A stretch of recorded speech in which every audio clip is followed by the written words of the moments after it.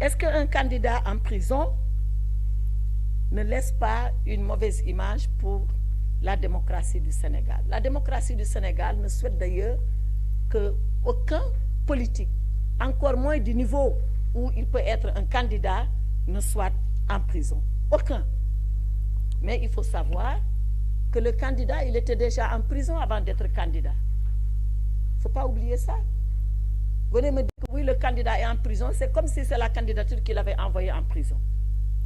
Il y était déjà avant.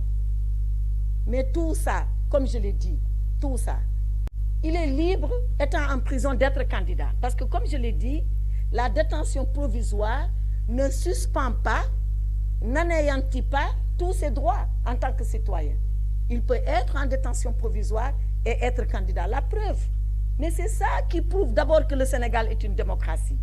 Si nous, le fait qu'il soit en prison, si nous, on s'était dit, parce qu'il est en prison, il ne peut pas être candidat, mais il ne serait pas passé comme candidat.